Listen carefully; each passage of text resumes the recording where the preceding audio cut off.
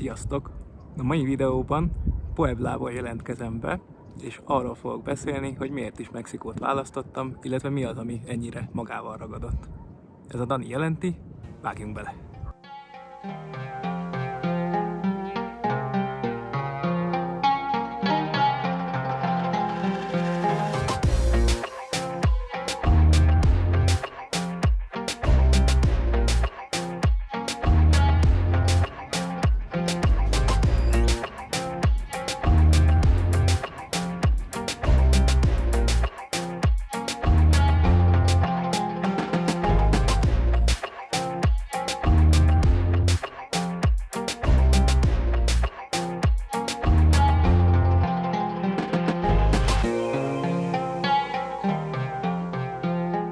Kezdjük az elején, hogy is kerültem Mexikóval kapcsolatba. Egészen 2010-ig kell visszamennünk az időbe, amikor is az USA-ban, Pennsylvania államban sikerült egy tábori munkát szerezni, amit gyakorlatilag mindenkinek a rendelkezésére áll, aki egyetemen tanul, úgyhogy majd hagyok lent linket, hogy mit érdemes keresni. Szóval kérdezhetnétek, hogy az USA-nak igazából mi köze van az én mexikói kalandomhoz. Most nagyon egyszerű, itt a tábori dolgozók között mindenféle náció fellelhető, vannak magyarok is, Közép-Európából is többen, csehek, lengyelek, és hát vannak mexikóiak is. Úgyhogy az első kapcsolatom a mexikóiakkal, Mexikóval az ebből a táborból ered. Az igazsághoz hozzátartozik, hogy ebben az időben még semmit nem tudtam Mexikóról, így az sem, hogy hova érdemes menni, mit érdemes megnézni. Aztán ez az egész annyiban is maradt, nem volt se pénzem, se időm, és ahogy említettem, azt se tudtam, hogy hova érdemes menni, hogyan érdemes menni. Úgyhogy ez a Mexikóval való utazás itt ennyibe is maradt. Jött a következő év, új tervek, vissza a táborba, aztán majd meglátjuk, hogy merre utazunk. És itt követtem el a legnagyobb hibát. Ugyanis passziváltattam magam egy fél évre, ugye tapasztalt egyetemista, önmegvalósít, egy fél évet ki lehet hagyni, stb. Na hát ebből az lett, hogy így viszont nem lehet az USA-ba utazni, mert nem biztosította az, hogy vissza is térek.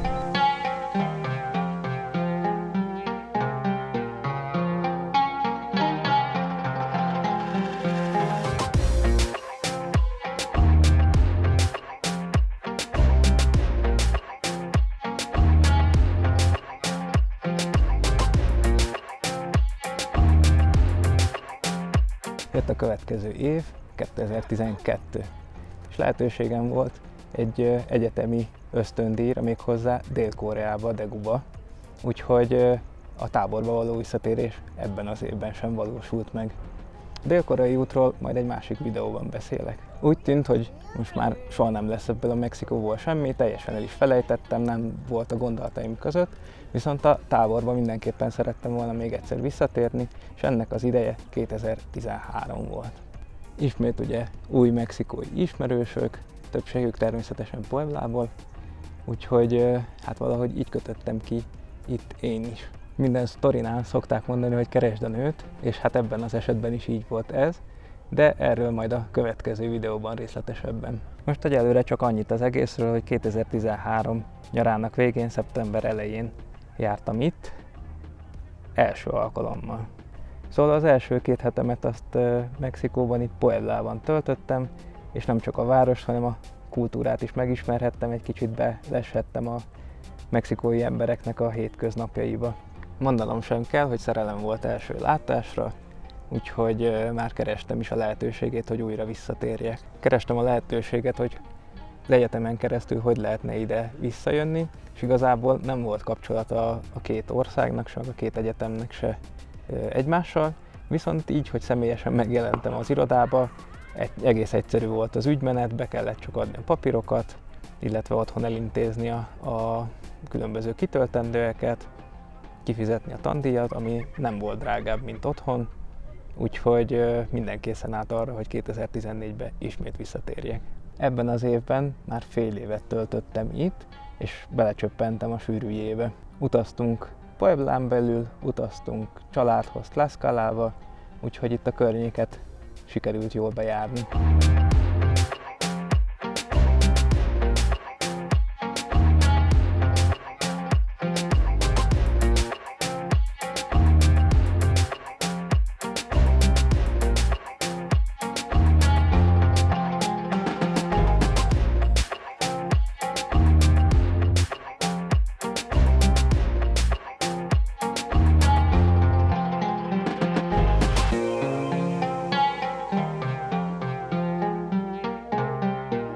akkor jöjjön az a része a sztorinak, hogy miért is szerettem bele ebbe az országba. Hát az egyik az emberek. Ugyanis nem csak a családtagok, hanem az ismeretlenek is úgy befogadnak elsőre is. Érzed azt, hogy közéjük tartozol, nem baj, ha nem érted, megpróbálják elmagyarázni, elmutogatni. Az a lényeg, hogy gyere, legyünk együtt, segítünk, ne érezd magad külön. Aztán a másik az a helyszínek, ugyanis hatalmas ország, és annyi látnivaló van, annyi minden van, amiről az ember nem is tudja, hogy meg lehet nézni, föl lehet mászni, piramisok, városok, tengerpart, egy csomó minden, úgyhogy nem volt nehéz beleszeretni. Aztán itt vannak még az ételek is, ugye mindenki a chilit tudja leginkább, igen, tényleg vannak csípős kaják, ezen kívül viszont nagyon hasonlít a magyar konyhára is, ízvilágába is, alapanyagaiba már annyira nem. És hát az ugye, hogy egy mexikói családdal élhettem, a mindennapjaikat éltem meg gyakorlatilag, a házi kosztot ehettem, tehát úgy gondolom, hogy egy kicsit sikerült jobban megismerni a mexikói kultúrát, mintha csak egy hetet vagy 2 hetet eltöltöttem volna a tengerparton. Azóta pedig hát ugye a legnagyobb kihívást azt a pénz jelenti, hogy el tudjunk mindig jönni, és amennyire lehet, próbálunk is minden évben itt eltölteni valami kis időt. Most azért a pandémia az nem segített nekünk, viszont hát újra itt vagyunk, újra van lehetőségünk, nagyon örülünk neki. És ugye ha már egyszer itt van az ember, akkor utazni is azért sokkal könnyebb, főleg így, hogy a páromnak a családjával is ilyen közös családi utakat szoktunk szervezni, hát csak ide valahova a közelbe, egy 2-3 órás útra, és hát így sikerül olyan helyeket is megismernem, amit esetleg mások nem feltétlenül látnak, vagy nem annyira felkapott turista helyek. Úgyhogy ez ilyen kimondott célom is, hogy bemutassak olyan helyeket innen Mexikóból, amit nem mindenki ismer, és átadjak valamit abból, amit én kaptam ettől az országtól.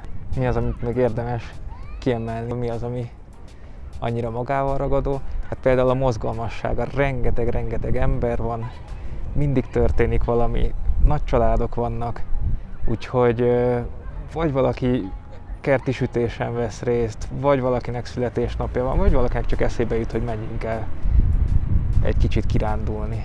Aztán a változatossághoz hozzátartozik még a táj is. Ez egy hatalmas ország, tehát tényleg nem csak tengerpart, nem csak sivatag, hanem hát hegyek, most talán nem látszik mögöttem, mert olyan időjárás van, de van vulkán, úgyhogy tényleg mindig van mit csinálni. És hogy mennyire mozgalmas, hangos, szól a zene, kocsiból, utcán, az árusoktól, úgyhogy marha jó, tényleg vibrál az élet. És hát mi ugye egy elég nagy városban vagyunk, ami így a Mexikóval top 5-ben van, attól függően, hogy mit számolnak bele, néha top 3-ba is említik. Tehát itt aztán tényleg minden van.